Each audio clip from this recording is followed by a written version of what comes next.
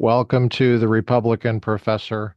I'm your host, Dr. Lucas J. Mather. Today is Wednesday, 4 March 2026 years after Jesus. Like I said, it's a Wednesday. We're back in Helmut Thielicke's book, the volume 2 of his Theological Foundation series called Theological Ethics Politics, published by Fortress Press. We would like to thank Porches Press for making this material available. We'd like to thank Helmut Thielicke for writing it. Helmut Thielicke had two PhDs, one in theology, one in philosophy. He lived through both leftist socialist takeovers in the entirety of his country, in one case, the Nazis, and in partial part of his country, in the case of the Stalin type of socialist communism in East Germany. Helmut Thielicke, professor of theology at the University of Hamburg in West Germany at the time, it was just called Germany. I like that how they put it. Is a frequent lecturer at Drew, Princeton, Chicago, Houston, Berkeley, and other universities and seminaries in the United States. His other works include How the World Began, I Believe Life Can Begin Again, Encounter with Spurgeon, Voyage to the Far East, Theological Ethics 1 Foundations, and How Modern Should Theology Be?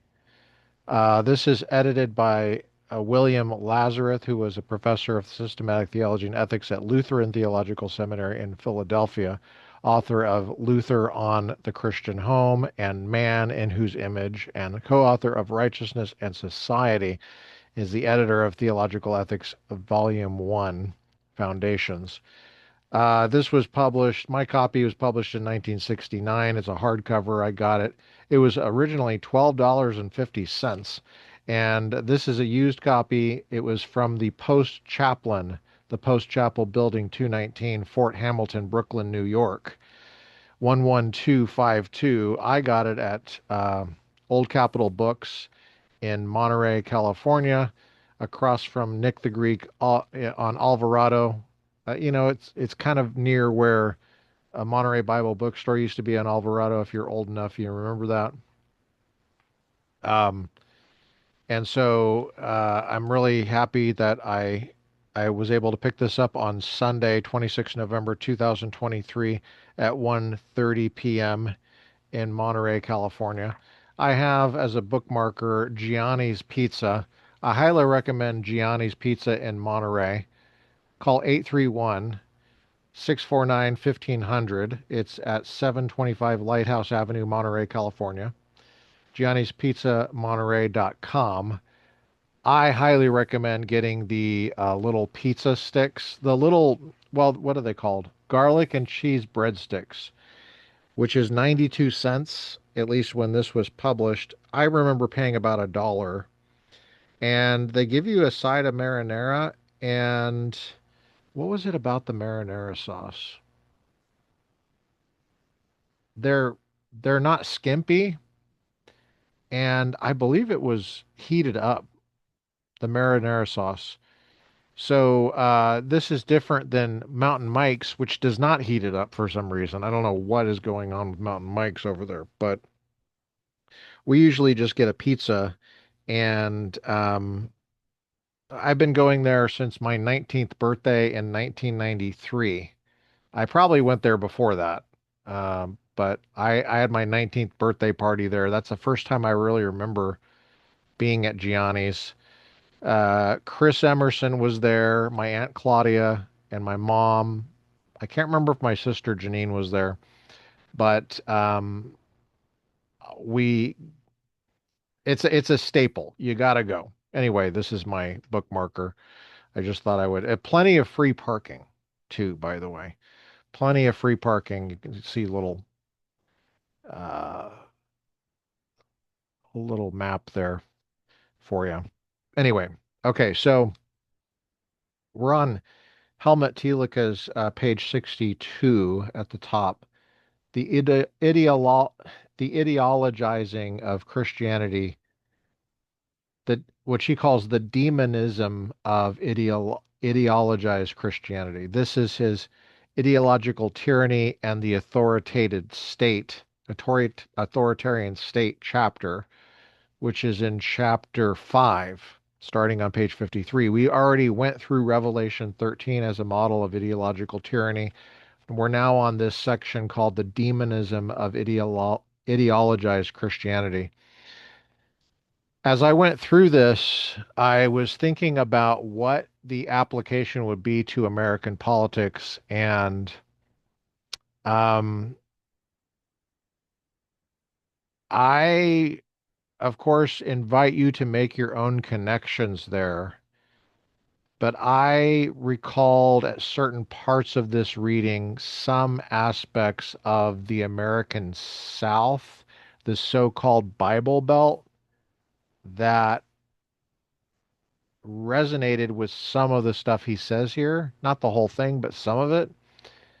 And it's worth thinking about. It's worth thinking about.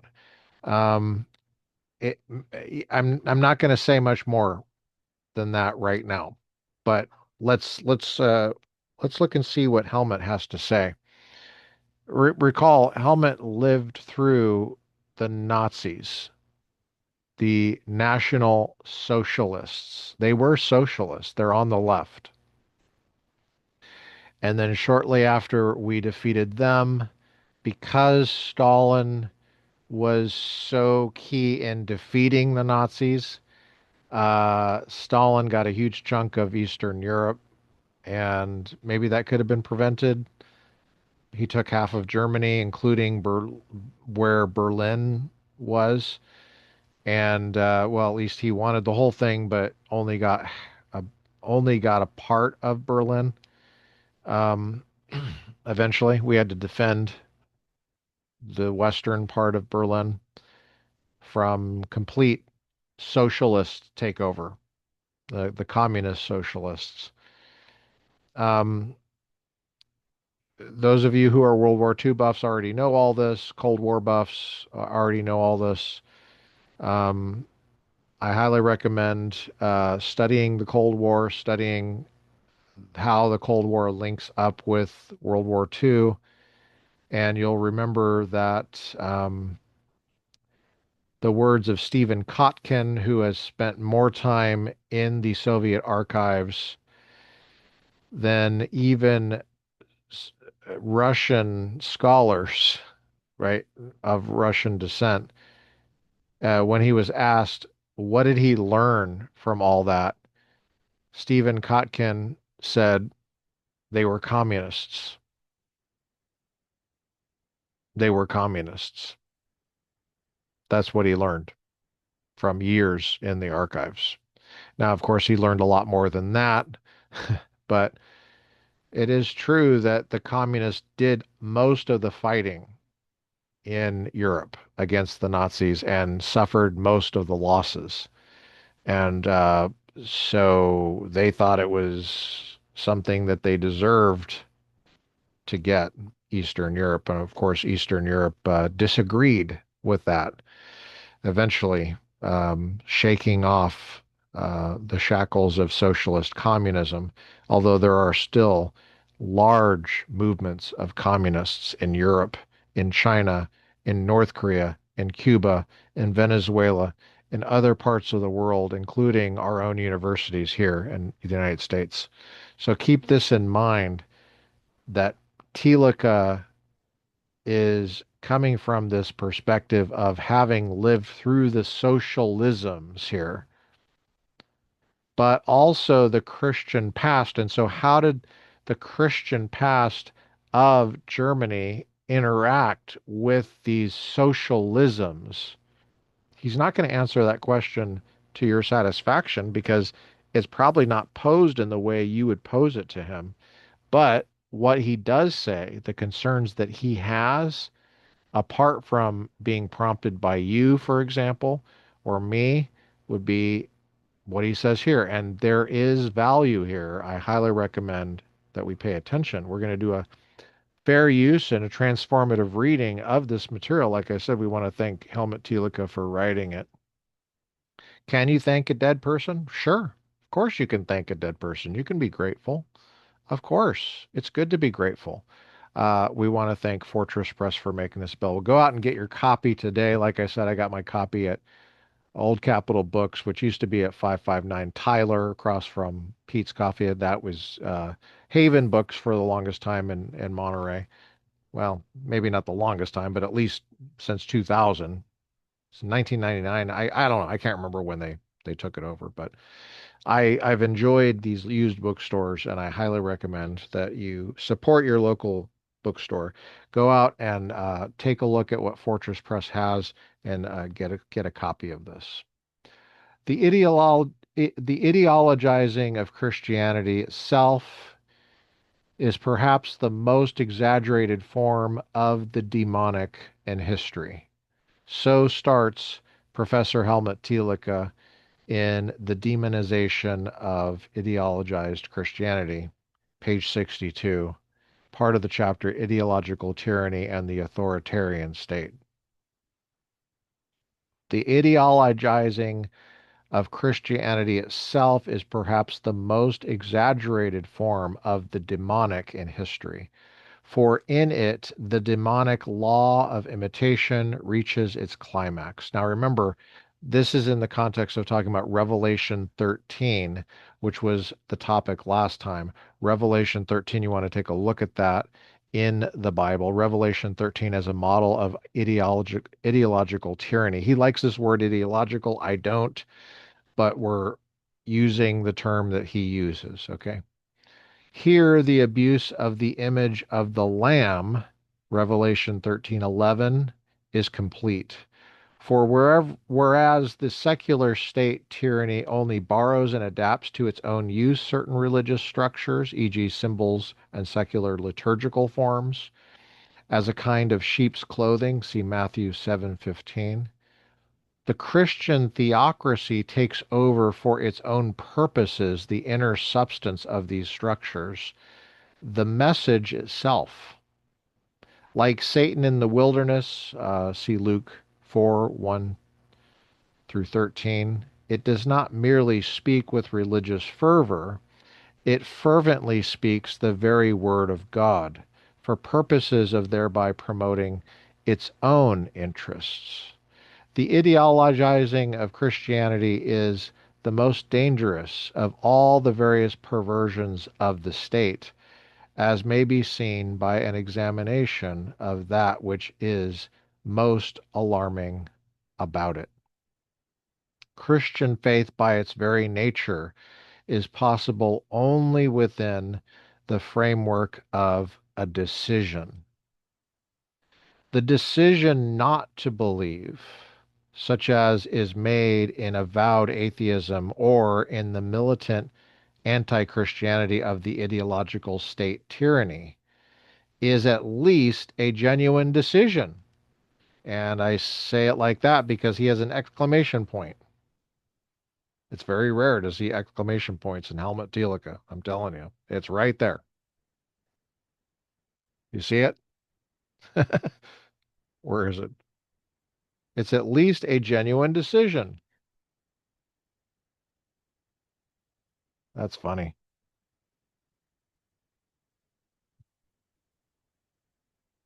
Yeah.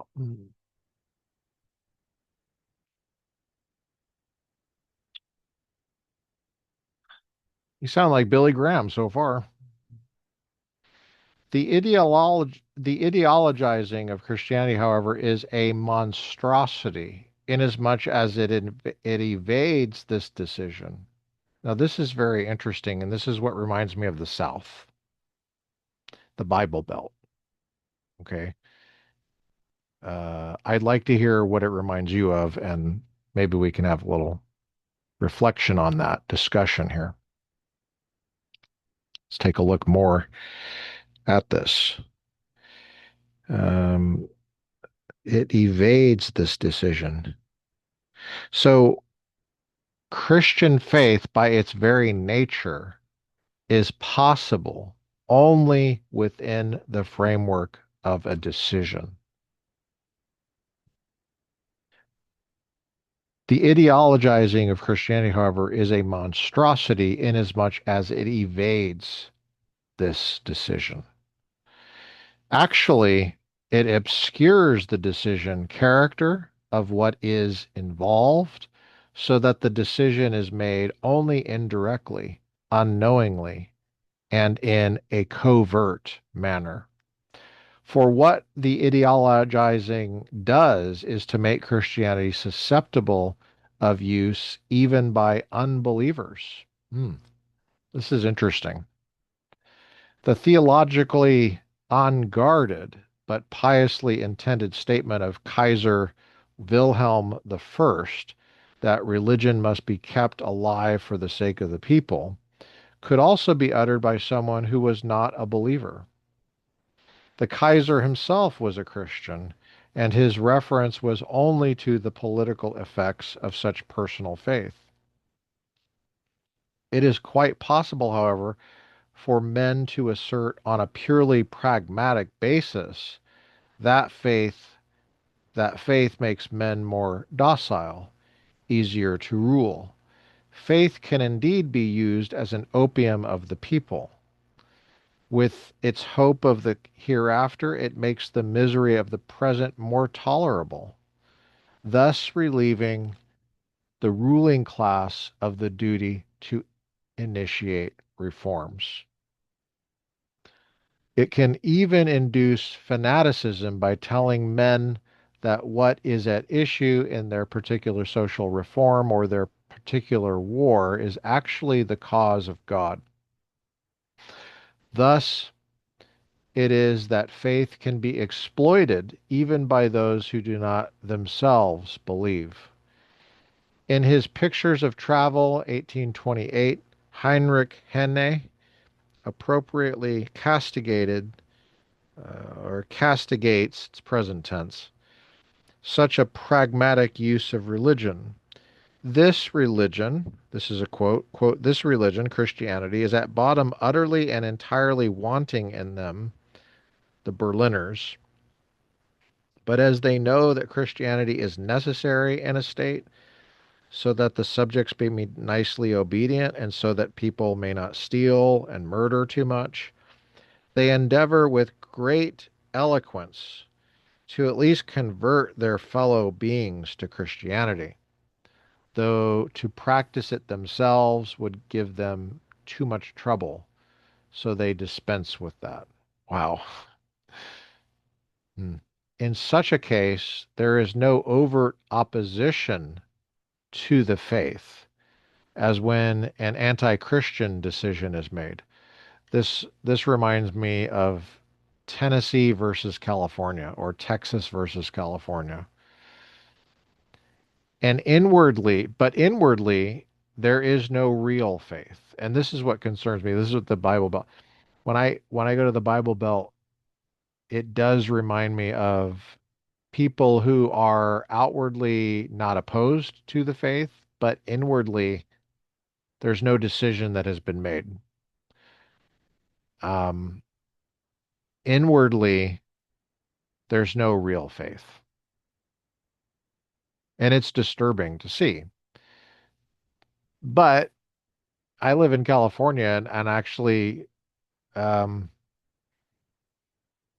I wish we had more of that in California, to be honest with you, because it would make it a little bit more pleasant to live with and it would make the conditions for flourishing more prominent. So I'm pushing back on Thielicke a bit.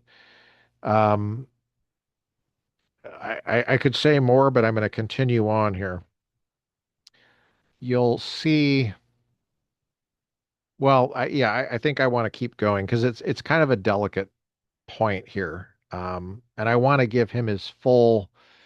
I want to let him blow his trumpet to the max because I think it's important to hear it. The way he says it. And he's got enough street cred where we do need to listen to what he's saying. He's got a lot of street cred. Um, in such a case, there is no overt opposition to the faith as when an anti-Christian decision is made. Faith is, in fact, affirmed. A Christian standpoint is adopted, but inwardly there is no real faith. Hmm. The political unity of faith is merely affirmed from without. A relative allegiance is cynically given to that which, in terms of its own self understanding, is absolute. In this sense, one may say that the idea of Christian civilization has become an ideological slogan, a battle cry. It was not this originally, and still is something more than this. But by and large, this is what it actually is today. Page 63 in the middle. It is a counter ideology to the spirit of the East. The outlook therein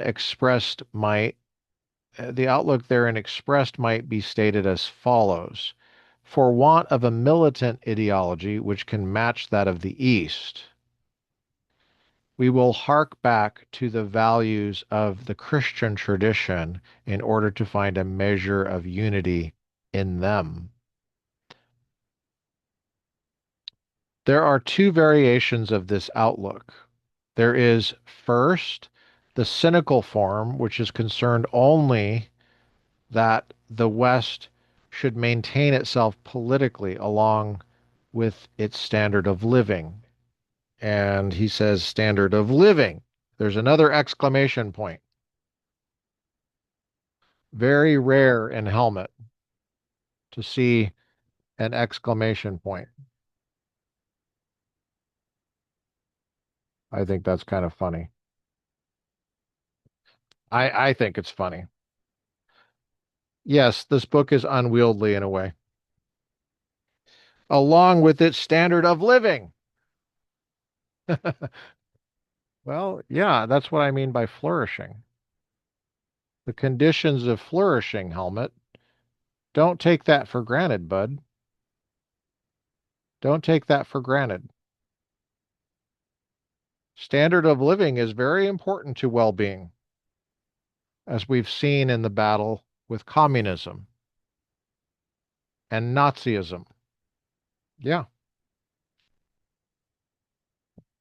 Socialism is not concerned with the accurate story of human flourishing. He's comparing East and West here, and there might be a little bit of confusion about what he means by mere East and mere West. Well, those are relative terms. So if you're confused, it's not because you did anything wrong, because you understand that relative terms do need to be qualified by something that is not relative. Relative to what? What is the stationary point east of which we're talking, west of which we're talking? He doesn't say.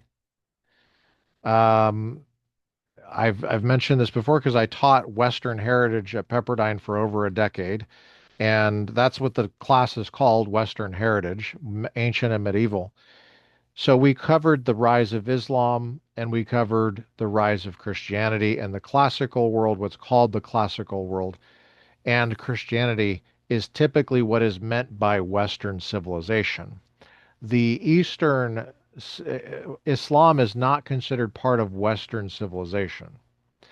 The communisms that we typically talk about got super added onto that in the discussion of East versus West or Western civilization against communism. In other words, against socialism. Another thing that got added, super added onto that was during the Second World War, the battle with National Socialism, sometimes called fascism, sometimes called Nazis, was a battle of the West against socialism in a different form. In what makes it confusing a little bit there is that in order to win, for the West to win that battle with National Socialism, sometimes called fascism, sometimes called Nazism, the West had to link up with the East, what is essentially an Asian country, Russia, which was socialist. So it makes it confusing. And if you're confused, yes. Now, after World War II, what was super added to this was an anti-socialist country in the Middle East that was not allied with Russia and certainly opposed the Nazis and National Socialism. And it was a country that was called Israel. And it is still called Israel. It was called Palestine before that land, and it's sometimes still called Palestine. But the nation state is called Israel, and it's called that because it harkens back to an earlier state in that same region, although encompassing at its height far more territory, uh, ancient Israel, which was a monarchy, which was a confederation of tribes, then a monarchy, and then a civil war happened, and we're covering this on the podcast on the history of Israel and the nations. F. Bruce. We want to take a look at that. We've gone all the way through Solomon and the first kings after Solomon, Rehoboam and Jeroboam. We haven't gotten to Omri yet. We're hitting Omri next after the Civil War. Judah is still intact. The lower kingdom, the southern kingdom that included Judah and Benjamin, and the place where the temple was in Jerusalem.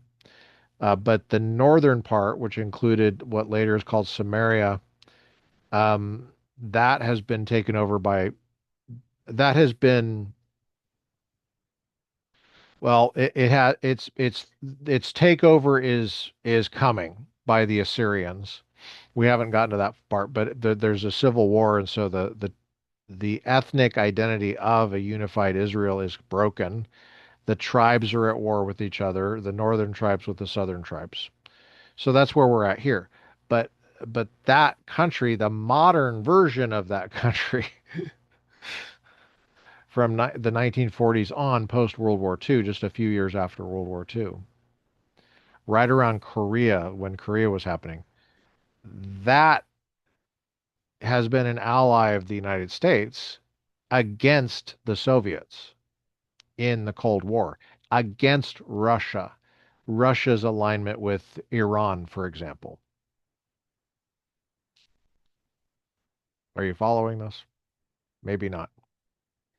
It gets complicated because it's complicated.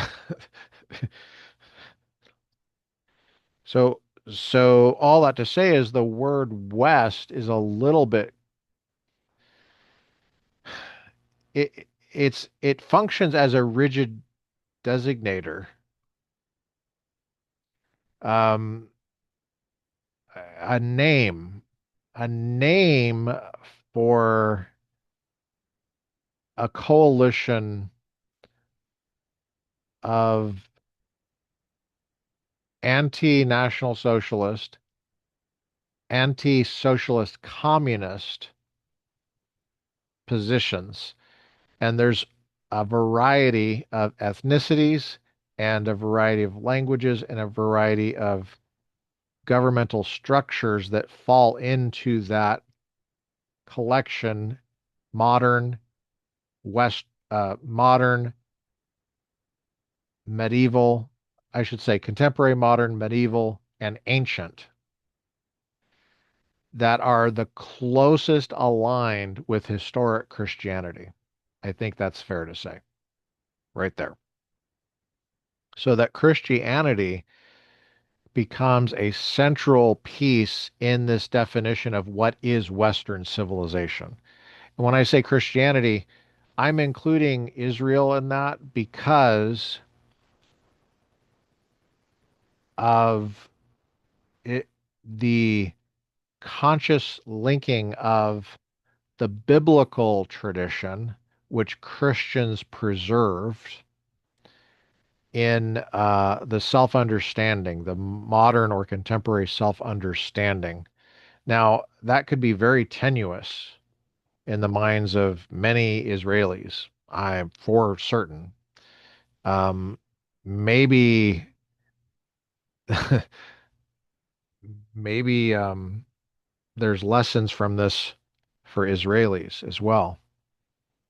But that would be so far. I'm just trying to get clear about the word West, and affirm you if you're a little bit confused because it is a relative term. However, it's being used as a rigid designator, a name. You might even say it's a definite description, um, but it's something that tags and designates, rigidly designates a set of governmental positions that are linked most closely with historic Christianity, ancient, medieval, modern, and contemporary. Okay, feel free to pick at that if you want. And I've included Israel in that. The reason I've included Israel is because just look at who really supports Israel. It's typically Christians. It's typically Christians. Who's against Israel? It's typically atheists. It's typically atheists of a specific variety, the militant communists, or the militant National Socialists like Nazis. I mean, Israel was founded as a reaction to what happened under National Socialism in Germany and other countries. I think I've been going on too long about that, and you can understand why my Pepperdine students were tortured. I mean, imagine trying to explain this to like 19-year-olds. You know, it's part of the reason why I'm like, I wonder if we did any good as professors. I'm serious, like I'm looking back and I'm like, I really think that these kids are too young and they were already too young. Not to say there's not exceptions, there are, but with the addition of all the distractions that come with technology, they were sitting ducks. And I'm gonna stop talking now as far as that goes. Let's keep going. It's talking about Christian civilization. Um, for want of a militant ideology which can match that of the East. Think of the Ottomans, you know, think of the communists. We will hark back to the values of the Christian tradition in order to find a measure of unity in them. There are two variations of this outlook, says Helmut Thielicke. There is first the cynical form, which is concerned only that the West should maintain itself politically along with its standard of living. It uses Christianity as an ideological bedfellow without actually making true and real use of it by simply commending it to others as a cohesive factor. Then there is also the liberal variation. So you got two variations. You got the cynical, and I don't know why did I not underline this? Get a pencil, get a physical copy of this, get a pencil, and do some underlining and note taking. I don't know when I was reading this. I guess I didn't.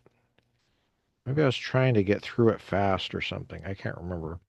Sometimes I don't take as careful notes as I should, which is why I get a lot out of this podcast too. I'm doing this for me as well. The cynical and the liberal view. Okay, so the distinctiveness of the liberal view is that it involves a personal stance, though not, page 64 at the top, though not reservedly within the sphere of Christian influence. Christianity is not intended exclusively for others. The thing in question here, though, can be called Christian only in the secondary sense. By secondary Christianity, we mean those ethical and social attitudes which are commonly evoked as byproducts of Christian faith. Such things as the worth and dignity of the individual, regard for one's neighbor, the fostering of personal contacts in the name of love, respect for the basic orders of being, the sense of authority, as well as such virtues as humility and loyalty, justice and honesty, etc. We call this secondary Christianity because the reference is not to Christian faith itself, but to certain derived phenomena of which faith is no doubt the sine qua non, even though the phenomena themselves can continue on for a time without it. Like a mummy, which keeps its shape even after the life has gone out of it, or a shell which outlasts the turtle that carried it. This second or liberal attitude toward Christianity is certainly not cynical like the first. After all, it does not remain aloof but aligns itself with it. However, it is still ideological, for its concern is not that faith should be present for God as an end in itself. I do got to mention that he is Kantian in so many of the things he says here. He's German, man. I don't know how else to say it. I'm not saying all Germans are Kantians, but there's a certain way they talk. The phenomena language. Yeah. Okay. If you know, you know. Um, let's keep going. I just wanted to point that out. You probably already noticed it if you took paid attention in ethics. And if you didn't pay attention in ethics and got an A, maybe you should worry about that right now. Okay, so after all, it does not remain aloof. He's talking about the liberal attitude. It's not cynical like the first. After all, it does not remain aloof, but aligns itself with it. However, it is still ideological, for its concern is not that faith should be present for God, for God, as an end in itself. In other words, no matter the cost, no matter the cost, no matter the result, as an inherent thing, you know. But that faith should exist for men or for society as a means whereby they may be enabled to exist. There's a lot I could say about that right now, but I'm not, I'm holding back. I'm holding back. Faith is important and is acknowledged only to the degree that it creates socially or ethically productive values. It is acknowledged to be a means only. Now that's a key thing he just said. It's acknowledged to be a means only. That's in contrast with an end in itself. Those are Kantian language. This is Kantian language here. Okay. Which I'm not familiar with Barth, and to the extent that he was Kantian, I just know that my modern, well, who was my, I never actually took modern philosophy, history of modern philosophy. I wanted to, but it conflicted in seminary with New Testament theology. And I remember I was at a point where I had to take either modern philosophy with Dr. Grotius or New Testament theology with Dr. Blomberg, Dr. Craig Blomberg at Denver Seminary. I took the New Testament theology course because I changed my major from philosophy to biblical studies, New Testament. So I had to take the New Testament theology course. I did take history of ancient and medieval philosophy with Dr. Gordon R. Lewis, so I had half of the sequence, but Later, when I took epistemology, or was it before when I took epistemology? I couldn't remember. It's the same academic year. I took epistemology with this guy, with Stan Obitz. And Stan Obitz was retired from Westmont College Philosophy Department, and he was a scholar of modern philosophy. And so he talked about Kant all the time. And he also made constant reference to how Kant influenced a lot of modern theologians like Barth, for example. So a lot of the Germans. So when I see this Kantian language in here, I'm not that surprised. Not because I took modern philosophy, which I wanted to, but I never did. I had to read books and read up on that on my own in self-study instead of being formally instructed. But from the first epistemology course I took, and I took several in seminary, over 6 years in seminary, I took several, and I did eventually get a degree in philosophy from a master's degree in philosophy. So I went back and I added that major later and got 2 degrees, one in biblical studies with an emphasis in New Testament language and literature, and then later philosophy. So I took more epistemology and studied up on the history. And then I later taught ethics for a long time. So we taught Kant all the time. And so I had to read a lot of Kant. And so, and I got a degree in ethics, bioethics. My third master's degree was in biomedical ethics from the Bioethics Institute of Loyola Marymount. So we had to read a lot of Kant. Yeah, Kant is very important. The Germans are all over this, and so this language here, it is acknowledged to be means only because the ends that it serves are acknowledged. Once faith has completed its productive work, it can, like the Moor who has discharged his obligation, just pass away. Hmm. Faith is consequently a means which renders itself superfluous the moment the ends have been achieved.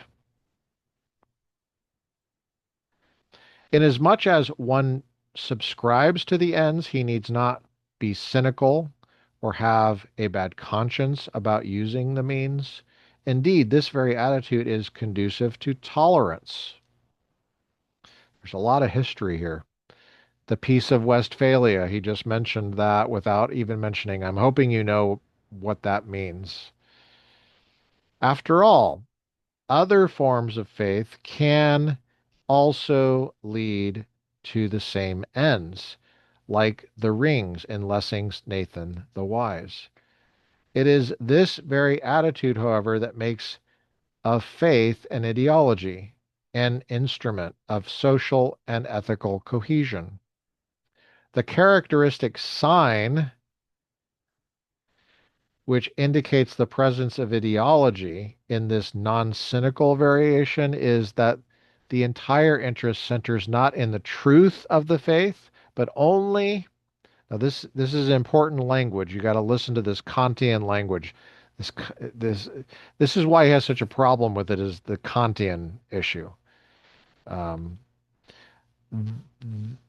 the characteristic sign which indicates the presence of ideology in this non-cynical variation is that the entire interest centers not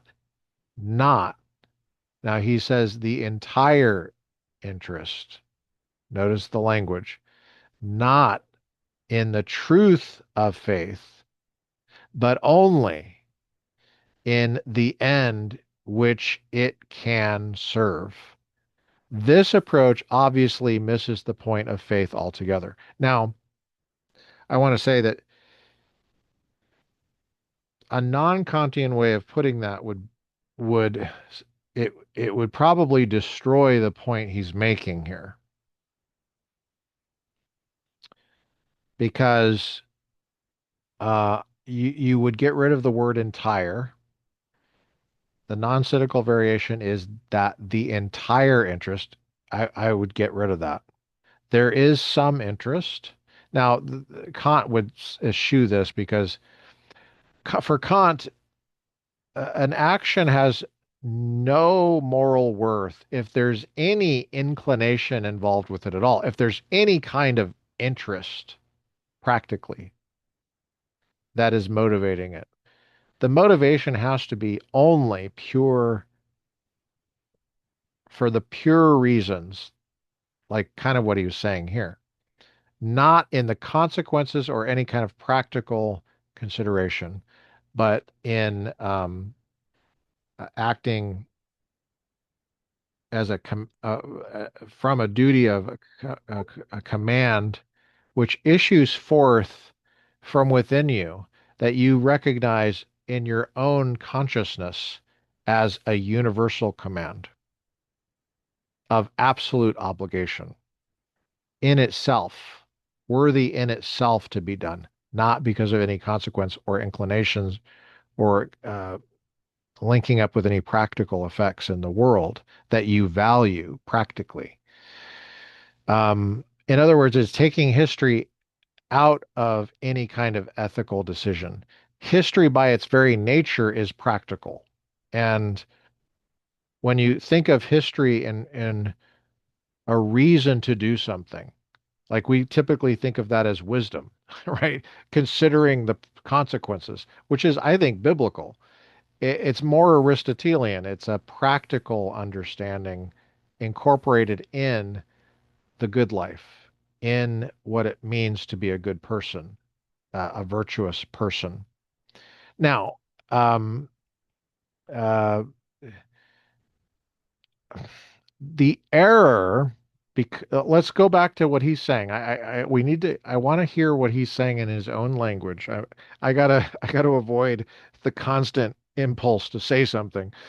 The error, Helmut says, becomes dogmatically apparent. Does it? The error becomes dogmatically apparent in the reversal of the relationship between indicative and imperative. Oh, there you go. How many of you guys studied Greek? Indicative mood and imperative mood.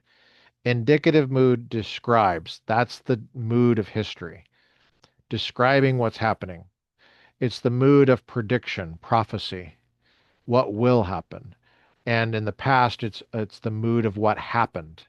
That's history. Imperative is a command. It is, you must do this. It has nothing to do with history. It had nothing to do with what will happen, what is happening, what did happen. Okay, so the error becomes dogmatically apparent in the reversal of the relationship between indicative and imperative. In Pauline and Reformation theology, the imperative, i.e., that we are to actualize ethical values, is a kind of byproduct. The result, as in a consecutive clause rather than a purpose, as in a final clause, of the indicative stipulation that we have died and risen again with Christ, and thus are a new creation. But in the ideological misunderstanding of faith, this order is reversed.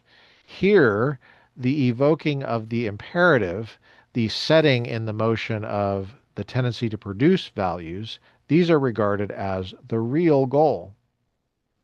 To be sure, this brings up against a difficult question, one that the modern church simply cannot get away from. What is a state to do? What is a state to do if it would maintain itself in an age of declining values in which generally accepted standards have all but collapsed? Remember, he's writing this in the 60s, okay? In medieval Christendom, the prince, whether Roman Catholic or Protestant, could appeal to a sense of values which was everywhere present among his Christian subjects.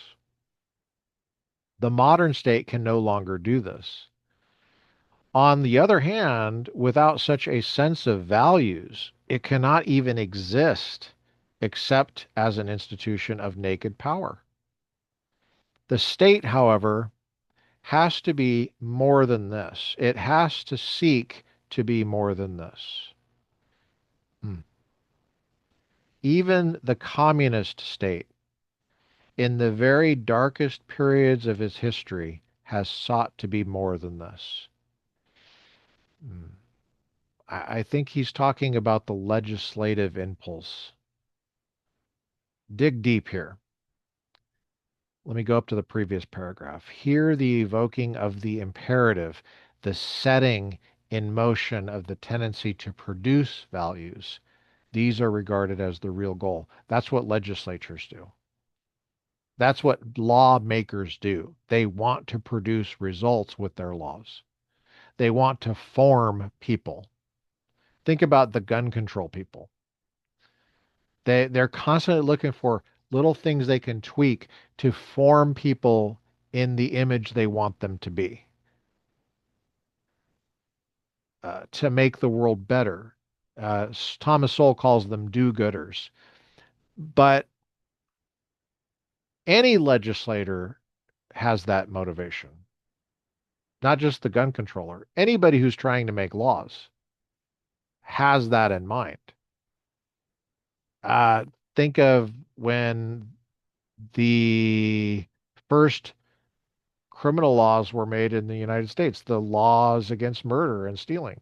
Well, of course, that's what you're doing. And how could you not? How could you not want to create a society, a culture where people are less likely to murder because there's insanely horrific punishment for the guilty? And the same with stealing, and so on and so forth. Well, this is a very interesting point here about the collapsing of values.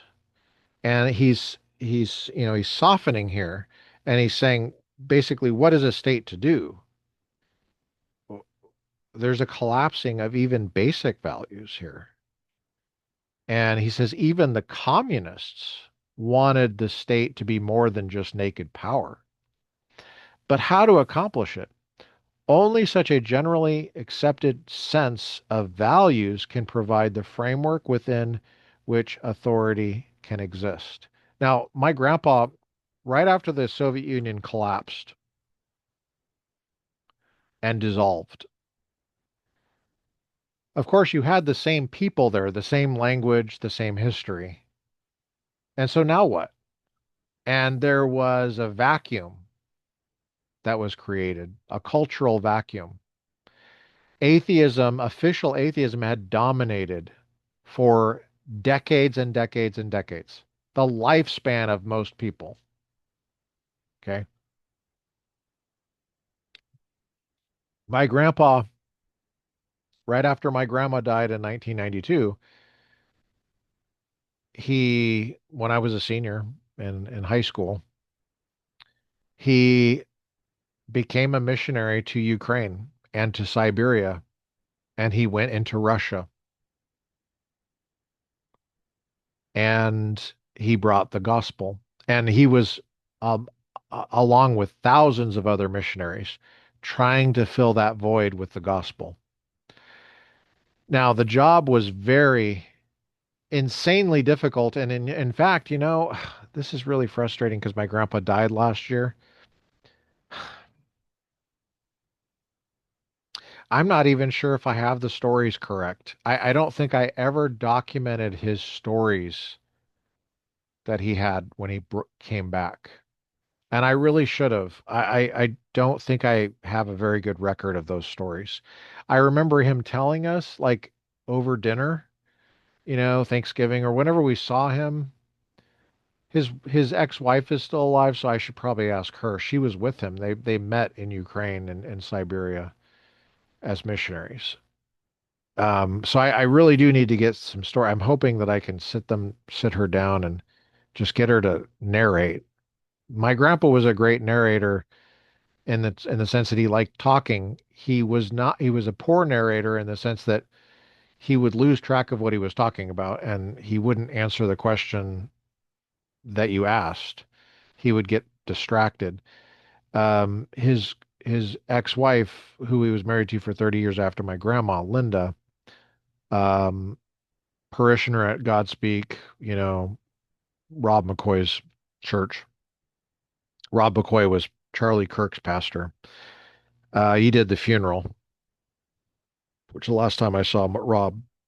Um, but Linda, I don't know if she likes telling history stories like that, but I'm going to try to get them out as much as I can because they, I was serving in the military when they were doing this, and I had very limited time to really get into what they were saying. But they said a lot of stories about what it was like and just how bleak it was for the people living there in post-communist Russia.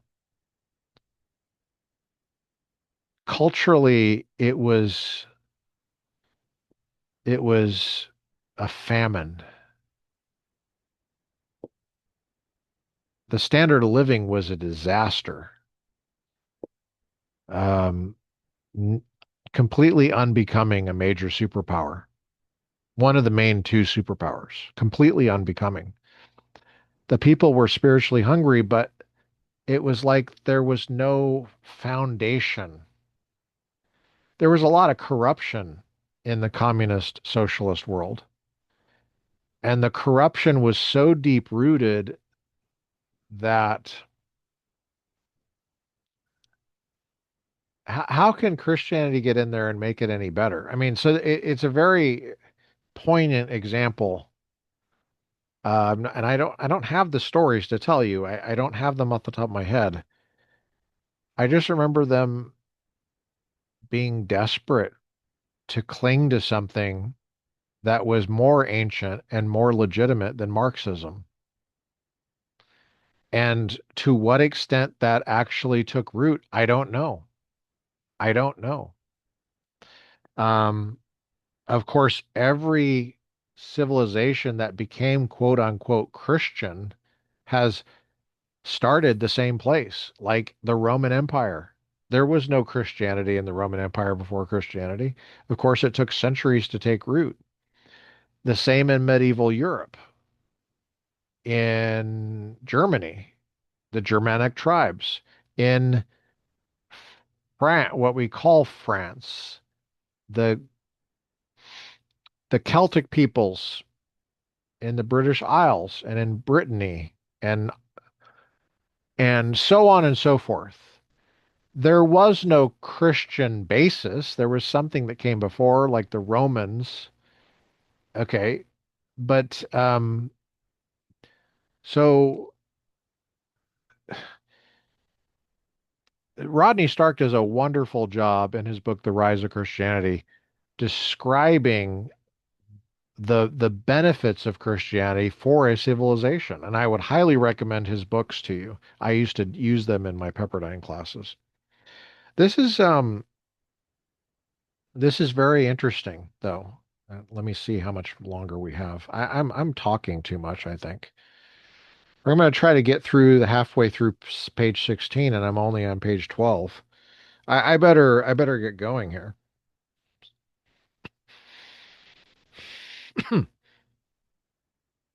Oh man, where am I?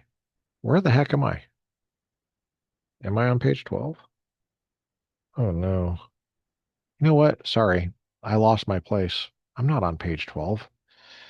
I'm having a brain fart, dude. Sorry. Page 12. That's like so 2023. 2024, I think, is when we started this. Where am I?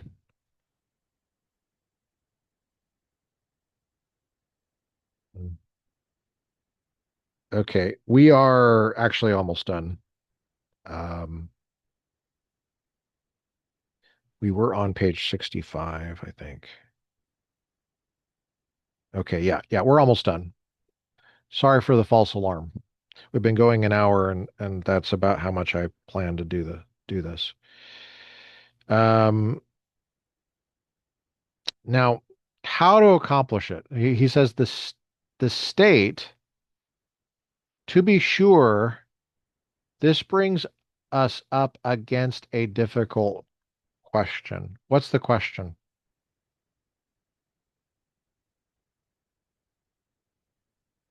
The practical use of Christianity is for him a source of threat. For me, I don't view it that way. I view it as a comprehensive way of looking at the world. God created the world, and it is evidence of Christianity's truth that it is common sense and that it has practical uses for civilization. That's my position on this.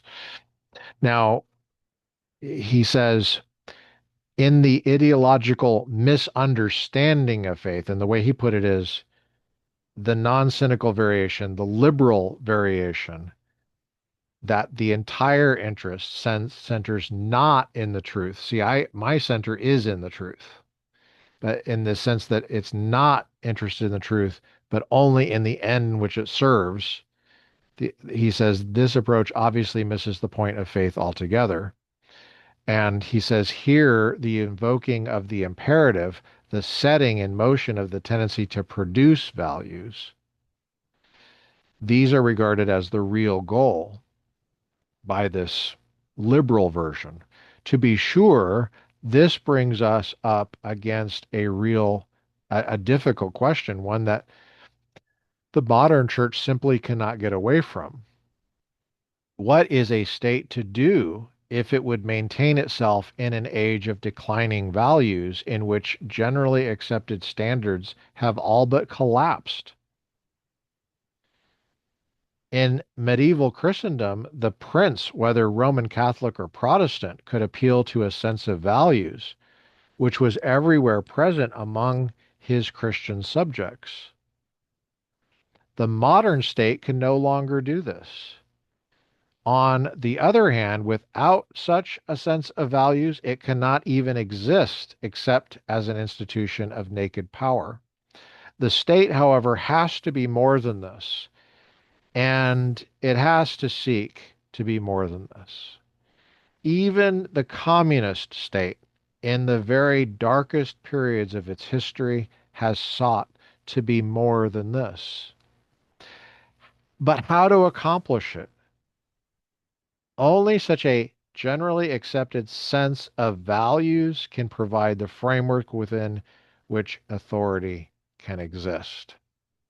Now, this is where the competition with Islam is going to be very poignant here, because for this liberal version of Christianity, which is only interested in the ends and not the means, the Christianity is the means.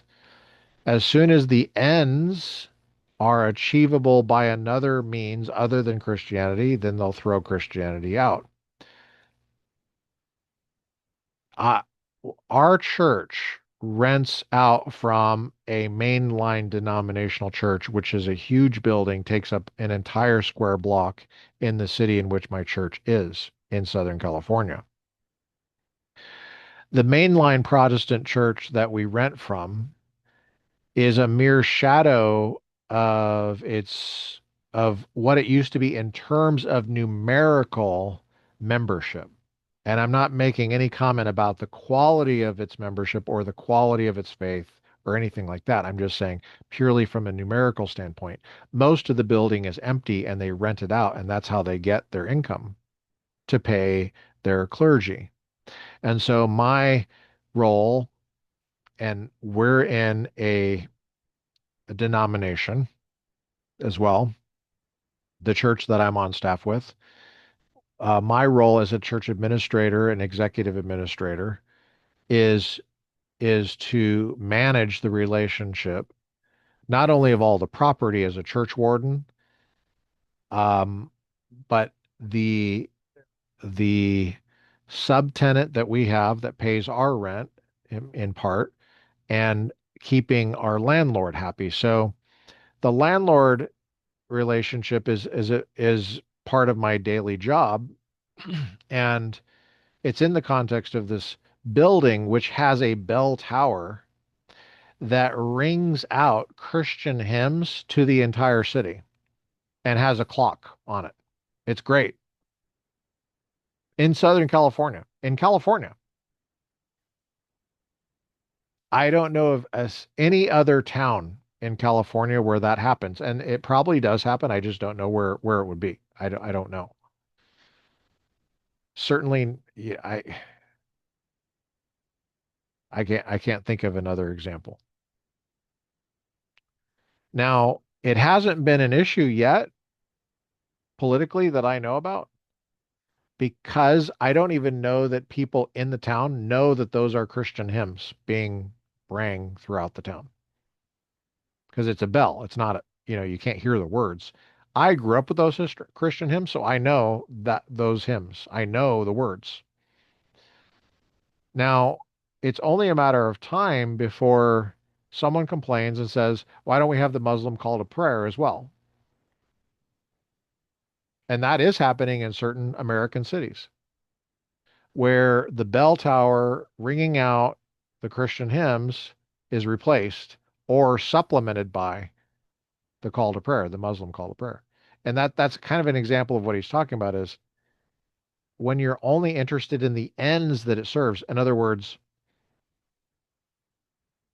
creating a certain bare minimum of civilization to exist, a sense of unity and values.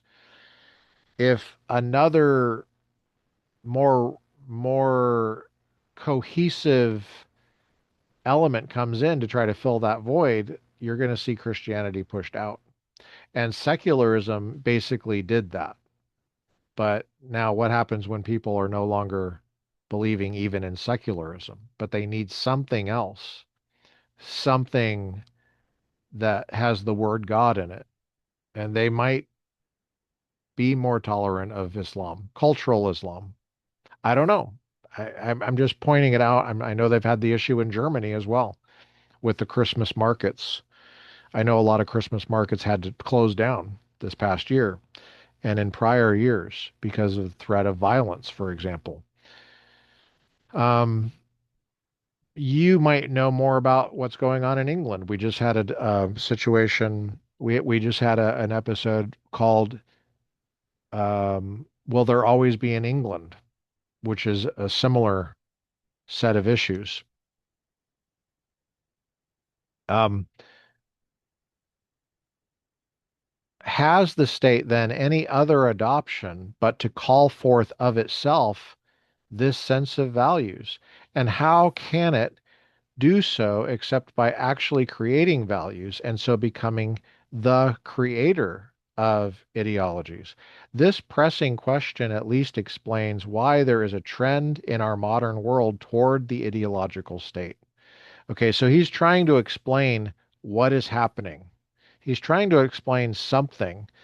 This is the explanandum. The explanandum is the dumb thing that needs to be explained.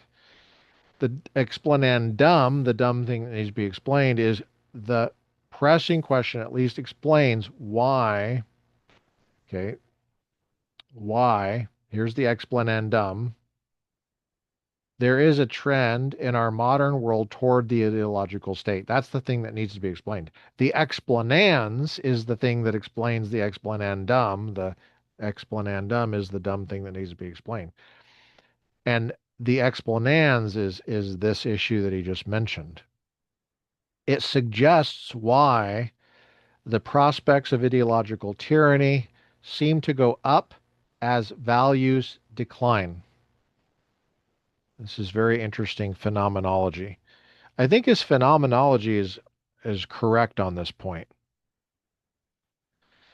It suggests why the prospects of ideological tyranny seem to go up as values decline. Maybe we need more clarity about values decline. I don't know.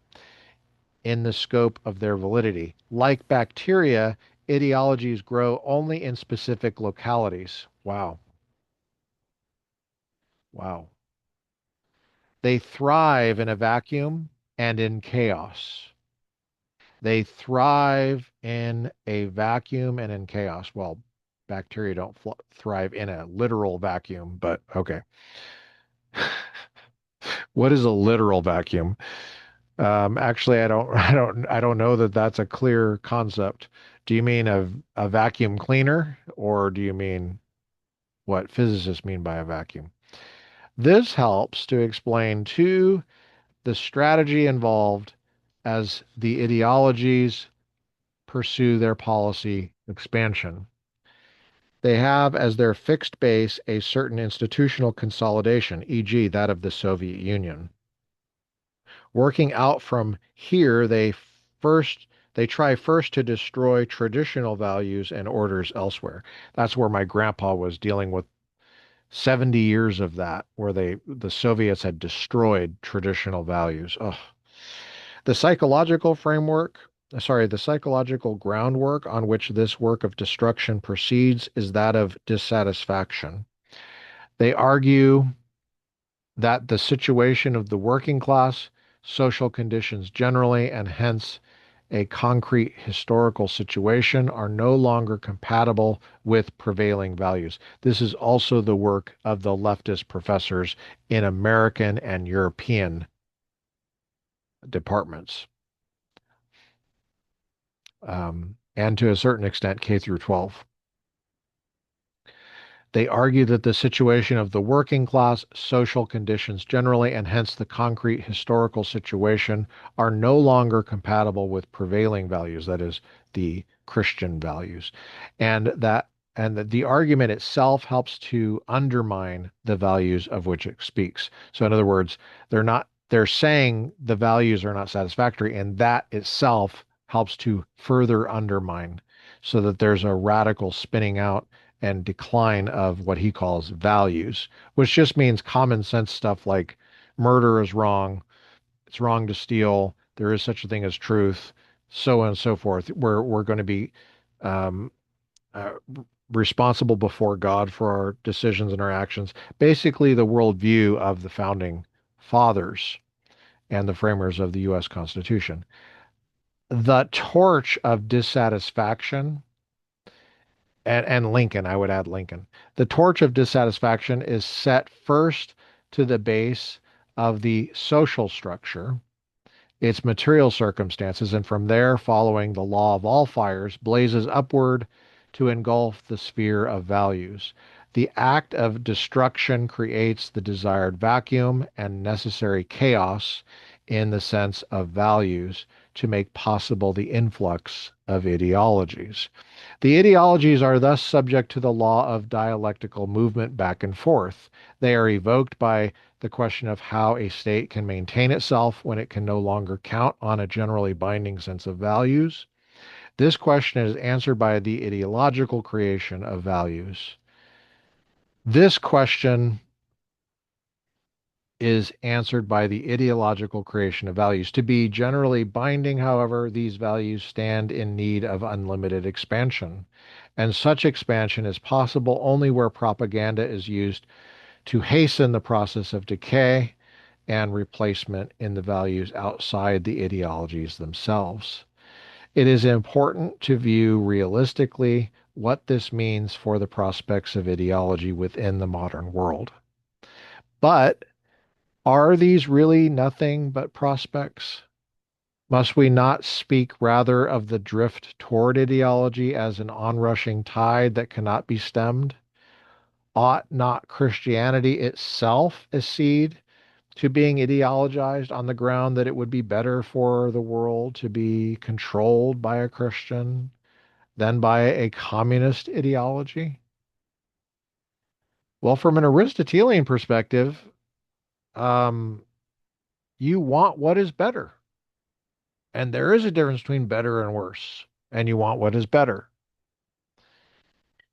And that's Aquinas' perspective as well. That's a Christian perspective. I think it's a legitimate Christian perspective. Not saying I'm a Roman Catholic. I'm saying that Aquinas got some stuff right, and we don't have to eschew that. No. Would not the world be better? I'm speaking as a Protestant too. I'm on staff at a Protestant church, a denomination, not a non-denominational, a denominational Protestant church, one of the oldest denominations there is. Okay, let's keep going.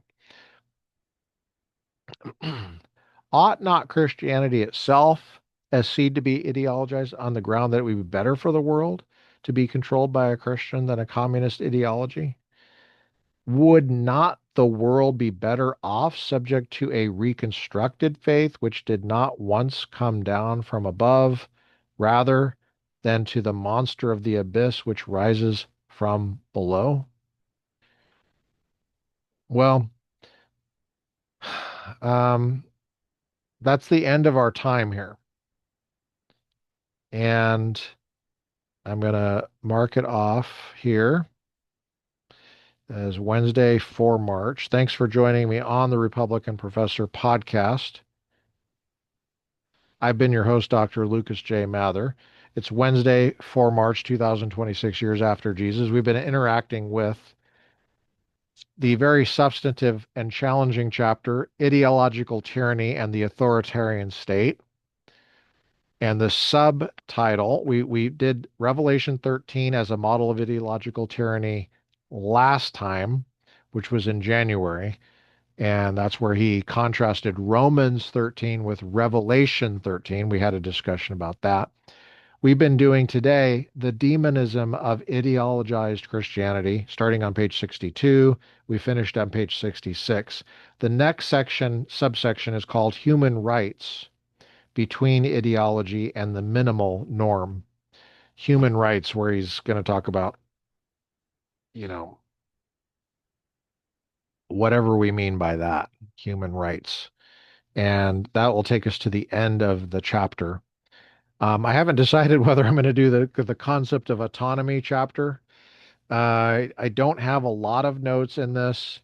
I'm not sure the extent that it would be helpful, because it's pretty technical. And I always worry about getting too technical. I think the Germans can, I will just say this as far as autonomy goes, that are the issue of conscience and tolerance is bound up to some extent with the idea of autonomy, being a law unto yourself, being a law from yourself, obeying the law that is within you.